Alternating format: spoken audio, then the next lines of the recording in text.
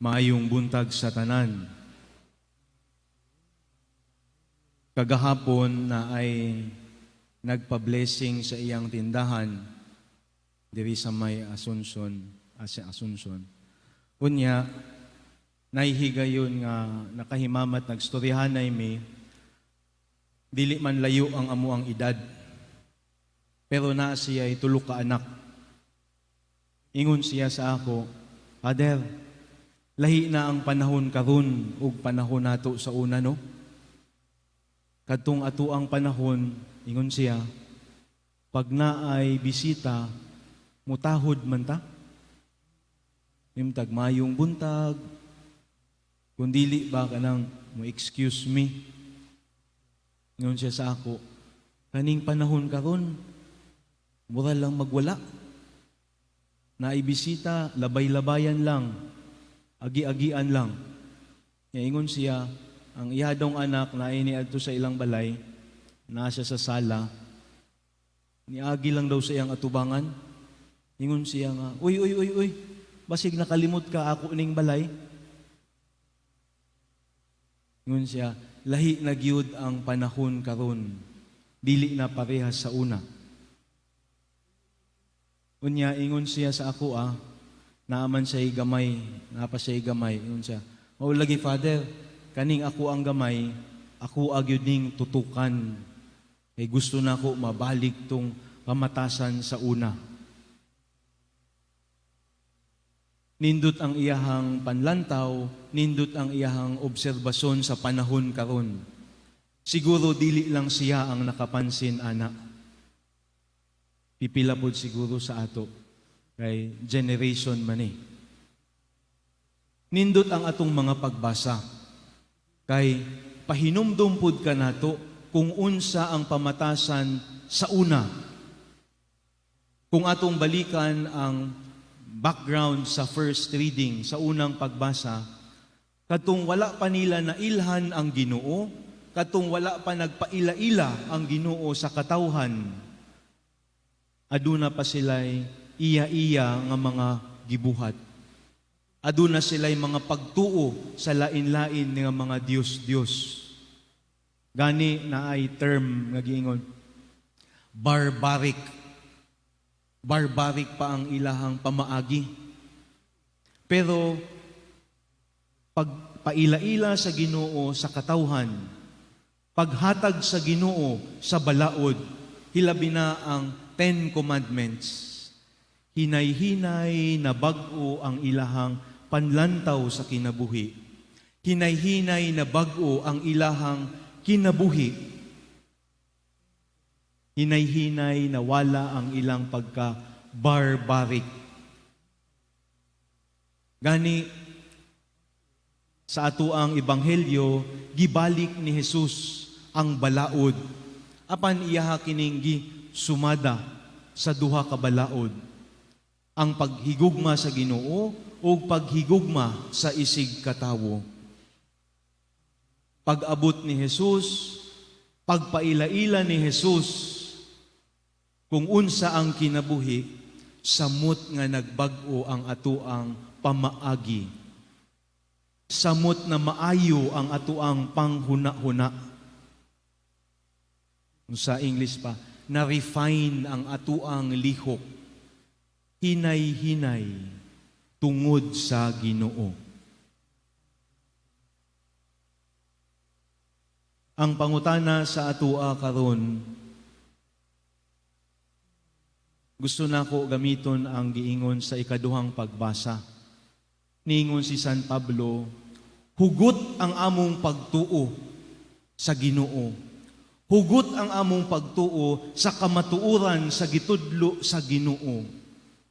Gani, sila San Pablo, mga tuog, mga lugar-lugar, aron pagtudlo sa balaod sa Ginoo. Hugot sa ilahang kasing-kasing. Ang pangutana sa ato ang tanan karon, unsa man ang atong gihuptan sa atong kasing-kasing nga mga pamatasan, nga mga pagtulunan, nga ato ang ginapasa sa sunod nga henerasyon sama sa amahan diha sa Asunsyon. Adunay daghan nga mga ako alang ning pamalandong, adunay daghan nga mga Diyos sa atuang panahon karon. Gagmay nga mga Ginoo, gagmay nga mga idolo, hinay-hinay nagasulod sa atuang adlaw-adlaw nga kinabuhi. Kagahapon niuli ko sa amo ang balay, gihiram na ako ang cellphone sa akong pag-umangkon. Pagkuha na ako, dali-dali niya bira. Ay, kadali lang. Yan na siya gilihok-lihok. Nidagan ako ang, na-curious ko, no? Nganong iyahamang gibira ang iyang cellphone? Unsa kaya ang naa dito sa iyang cellphone? Nga dili niya gusto makita nako. Siguro nindot, unsa man ang mga Diyos nga naa diha sa ato ang mga balay. Kabalo ba taon sa ang ginatanaw sa mga bata gamit ang ilang mga cellphone, sa TV, sa computer? Unsa man ang ato ang hugot nga pagtuo nga atong ginapasa sa ila o basig ato lang silang ginapasagdan? Adunay, siguro sa mga hamtong dili na mo familiar, pero ako magpaila-ila sa inyo. Adunay mga tawag sa kanang mga cellphone, application nga makita nimo kung unsa ang ginabuhat. Dili lang sa Pilipinas, kundi pati sa tibuok kalibutan. Gani, pwede ka magka-amigo, amiga diha sa laing nasod. Ang ako ang pamalandong, dili na lang kultura, tradisyon nga Pilipino ang atong dala karon. Daghan na pod og mga values nga gikan sa ubang nasod.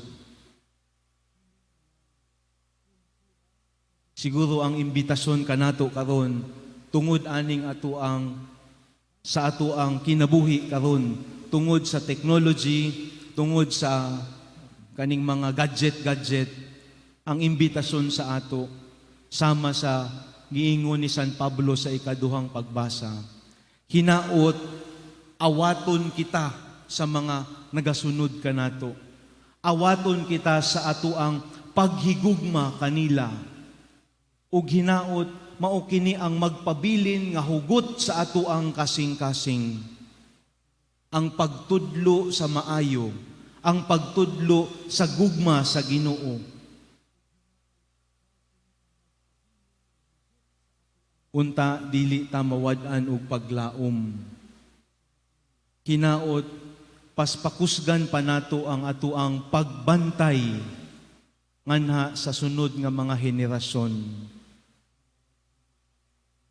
Basig mo balik kita sa pagkabarbarik.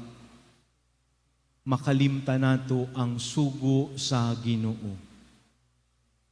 Hinaot sa atong pang-adlaw-adlaw nga kinabuhi, ato ang mas pahugtan pa ang atong pagtuo sa Ginoo kaysa sa kining mga gagmay nga mga Diyos sa ato ang kinabuhi. Lisod siguro balion kining henerasyon karon kay masayon gani ang ubang ginikanan karon, gagmay pa ang mga bata, masayon manggod hatagan og gadget ang bata kay muhilom dayon. Nawala na ang atong pagpasensya sa pag-alaga.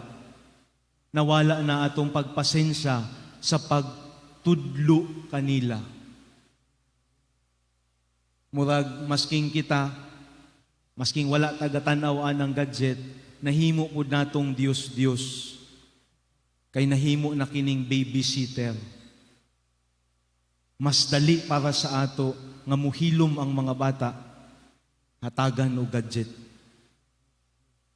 Pero ang pagtulunan nga tinuod ang pagtuludan sa gugma nawala.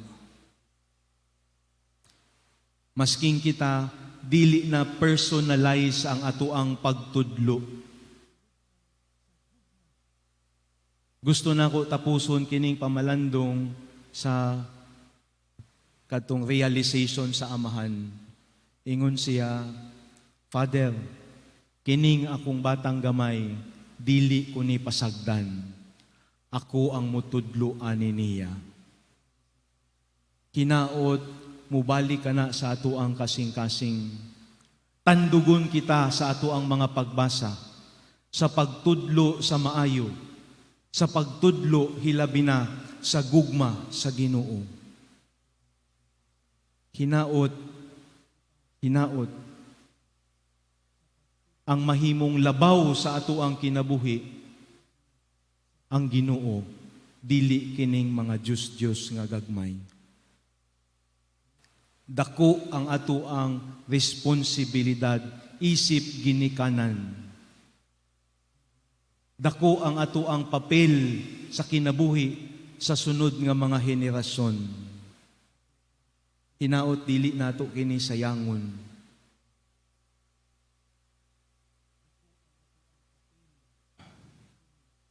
Unsa man ang hugot nga pagtuo nga atong bitbiton karon paghuman sa misa. Hinaot dili ta na kalimtan. Amen. Palihog manindog.